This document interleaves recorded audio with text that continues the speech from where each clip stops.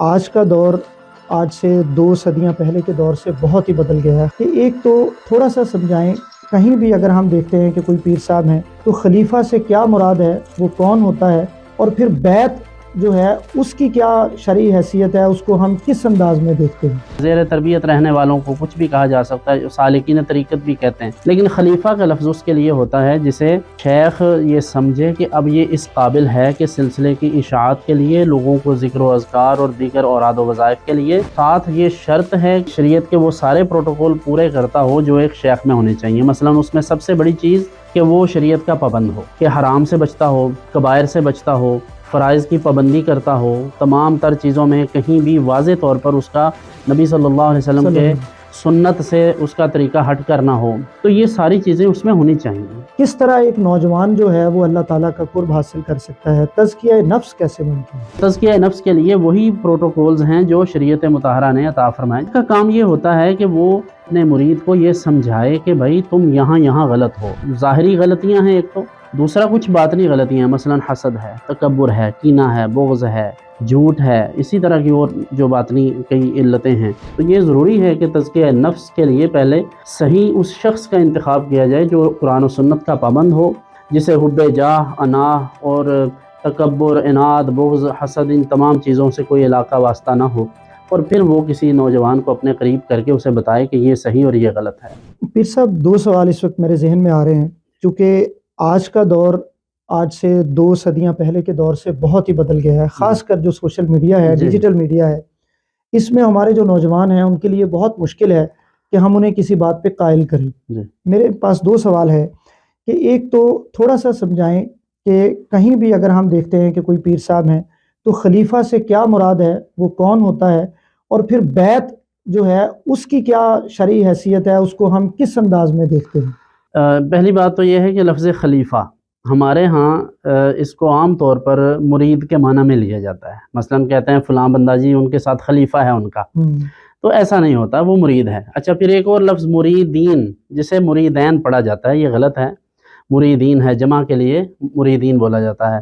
تو مرید کہا جا سکتا ہے، محب بھی کہا جا سکتا ہے، زیر تربیت رہنے والوں کو کچھ بھی کہا جا سکتا ہے، سالکین طریقت بھی کہتے ہیں، لیکن خلیفہ کا لفظ اس کے لیے ہوتا ہے جسے شیخ یہ سمجھے کہ اب یہ اس قابل ہے کہ سلسلے کی اشاعت کے لیے لوگوں کو ذکر و اذکار اور دیگر اوراد و وظائف کے لیے، اور پھر ساتھ یہ شرط ہے کہ وہ شریعت کے تمام ان معاملات میں، یعنی شریعت کے وہ سارے پروٹوکول پورے کرتا ہو جو ایک شیخ میں ہونے چاہیے۔ مثلا اس میں سب سے بڑی چیز کہ وہ شریعت کا پابند ہو۔ اب شریعت کی پابندی سے کیا مراد ہے کہ حرام سے بچتا ہو، کبائر سے بچتا ہو،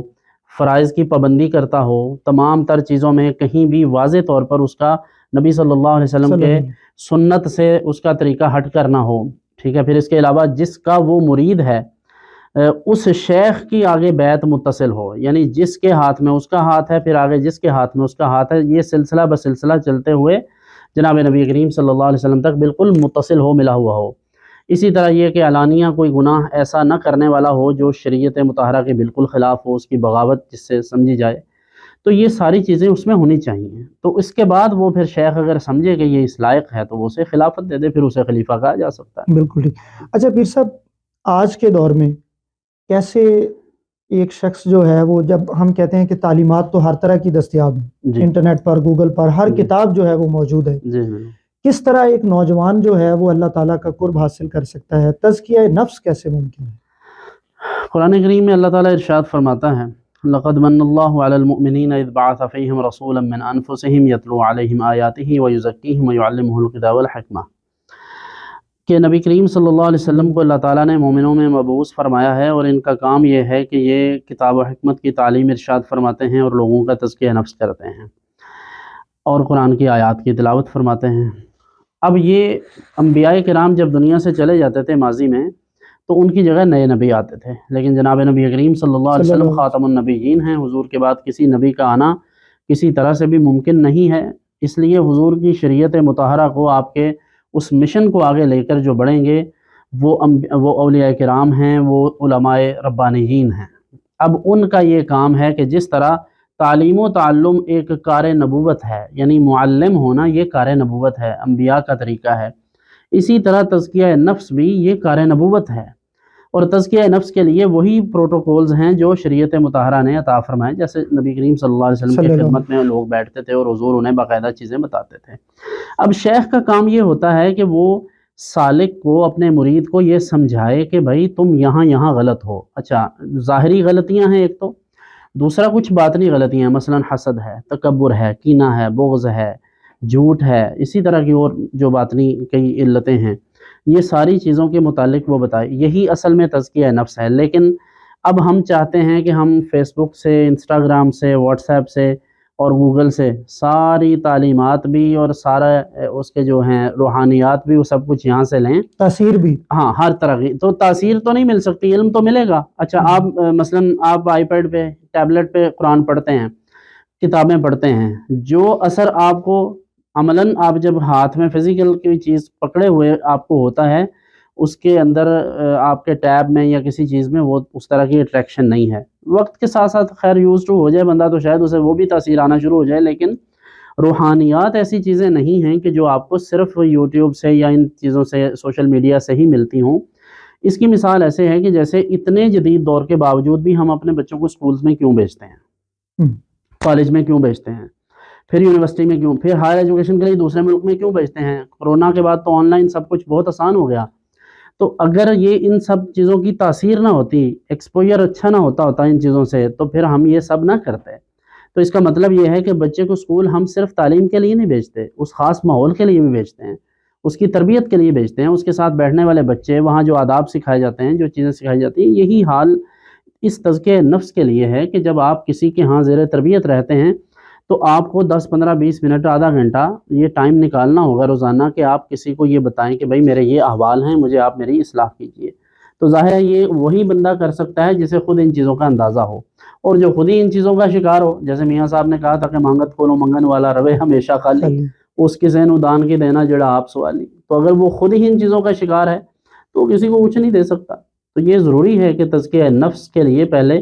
صحیح اس شخص کا انتخاب کیا جائے جو قرآن و سنت کا پابند ہو، جسے حب جاہ، اناہ اور تکبر، عناد، بغض، حسد، ان تمام چیزوں سے کوئی علاقہ واسطہ نہ ہو، اور پھر وہ کسی نوجوان کو اپنے قریب کر کے اسے بتائے کہ یہ صحیح اور یہ غلط ہے۔ باقی قرآن کریم کی تلاوت، قرآن کریم کا جو ترجمہ ہے، تفسیر ہے، جیسے قرآن کریم میں خود ارشاد فرمایا اللہ تعالیٰ نے کہ افلا یتدبرون القرآن ام علی قلوب اقفالها، کہ لوگ قرآن کی تلاوت کیوں نہیں کرتے، اس میں یعنی کہ وہ تدبر کیوں نہیں کرتے، کہیں ان کے دلوں پر تالے تو نہیں لگ گئے؟ تو تالے تو لگے ہوئے اسی سبب سے کہ قرآن کے ساتھ تو تعلق ہی نہیں۔ اب دنیا جہان کی خبریں ان سے سن لیں، دنیا جہان کے تبصرے ان سے پوچھ لیں، ہر چیز کی خبر ہے، نہیں خبر تو قرآن کی نہیں ہے، قرآن کے ساتھ دلچسپی ہی کوئی نہیں، اور وہ پڑا ہوا ہے ایک نہیں، دو نہیں، تین غلافوں میں لپیٹا ہوا ہے، کہیں کھل نہ جائے، کہیں کچھ پڑھنا نہ پڑ جائے، اس کے اوپر گرد پڑ جاتی ہے۔ تو یہ تزکیہ نفس کے لیے سب سے ضروری چیز قرآن کے ساتھ تعلق ہے، اور جناب نبی کریم صلی اللہ علیہ وسلم کی سنت کے ساتھ تعلق ہے، اور یہ دلچسپی پھر یہ اس میں والدین کی ذمہ داری ہے۔ والدین اگر بچوں کو اس حوالے سے گائیڈ ہی نہ کریں، اب آپ نے 2-3 پیروں کا، 2-4 مولویوں کا ذائقہ چکھا تو اتفاق سے آپ نے ایسے ہی لوگوں کا انتخاب کیا جو غلط تھے، تو اس کا یہ مطلب تو نہیں کہ ساری دنیا ہی غلط ہے۔ اب یہ نظام کائنات چل رہا ہے، جیسے آپ دیکھیں پولیس کا شعبہ ہے، جیسے یہ محکمہ مال ہے، پٹوار خانے میں آپ چلے جائیں، کیا یہ گھپلے باقی دنیا دار نہیں کرتے؟ تحصیلداروں کے کسے نہیں آتے، تھانے داروں کے نہیں آتے؟ ایون ایجوکیشن سسٹم ہمارا،